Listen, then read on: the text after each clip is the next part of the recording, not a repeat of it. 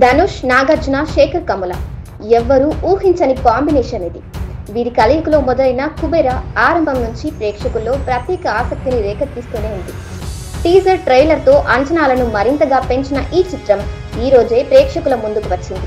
మరి ఆ అంచనాలను కుబేర ఏ మేర అందుకుందో చూసేద్దాం. ఒక దర్శకుడి నుంచి కొన్ని సినిమాలు వచ్చాక అతడి శైలి మీద ఒక అభిప్రాయం ఏర్పడిపోతుంది. తన నుంచి ఓ కొత్త చిత్రం రాబోతుందంటే అది ఎలా ఉండొచ్చు అని ముందే ఒక అంచనాకు వచ్చేస్తాం. అలా శేఖర్ కమ్ముల మీద ఉన్న అభిప్రాయంతో, అంచనాతో కుబేర ప్రోమోలు చూసిన వాళ్ళంతా ఖచ్చితంగా ఆశ్చర్యపోయే ఉంటారు. ఆ ప్రోమోలు చూస్తే అతను ఈసారి ఏం చేశాడన్నది సరిగా అర్థం కాకపోయినా తనకు అలవాటైన సినిమా మాత్రం ఇది కాదని స్పష్టమవుతుంది. మరి ఓ వైపు ఇది శేఖర్ కమ్ముల మార్కు సినిమా కాదనే అంచనాతో, ఇంకోవైపు ట్రైలర్ చూసి కథేంటో అర్థం కాని అయోమయంతో, ప్రీ నోషన్స్ అంటూ ఏమీ లేకుండా కుబేర థియేటర్లోకి అడుగుపెట్టే ప్రేక్షకులను ఇది సంభ్రమాశ్చర్యాలకు గురిచేస్తుంది.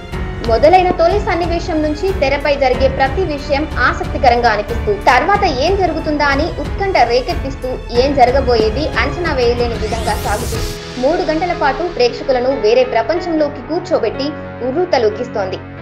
మీరు ఎప్పుడు చూడండి, చూస్తే ఎలా షాక్ అవుతారో ఈ సినిమా చూసినప్పుడు అలాగే ఆశ్చర్యపోతారు. వావ్, ఇదేం సినిమారా అనిపించేలా ఉంటుంది అంటూ కమ్ముల రిలీజ్ ముందర విలేకరులతో అన్నాడు.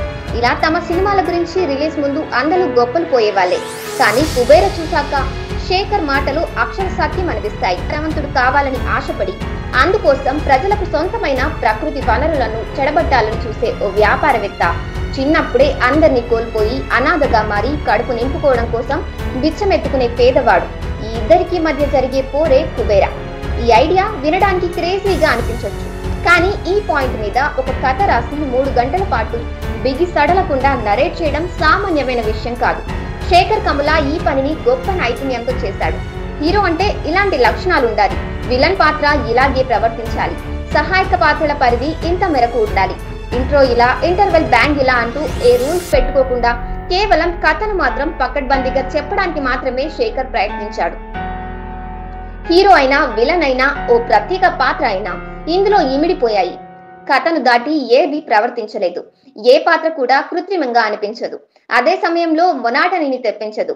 ఎమోషన్ పండినా, ఎలివేషన్ కుదిరినా, ఆలోచింపజేసే ఒక డైలాగ్ పడినా అవి కథ పరిధిలోనే ఉంటాయి. ఒక భారీ కుంభకోణానికి సంబంధించి కీలక పరిణామం చోటు చేసుకోవడం, ఆ తర్వాత జరిగే సిరీస్ ఆఫ్ ఈవెంట్స్ నేపథ్యంలో ఈ కథ నడుస్తోంది. ఆరంభ సన్నివేశాలతో కథ మీద ఒక ఐడియా వచ్చినా తర్వాత పరిణామాలు ప్రేక్షకులు ఊహించని విధంగా ఉంటాయి. చివరిగా కుబేర కమ్ముల చెప్పిన గొప్ప కథ.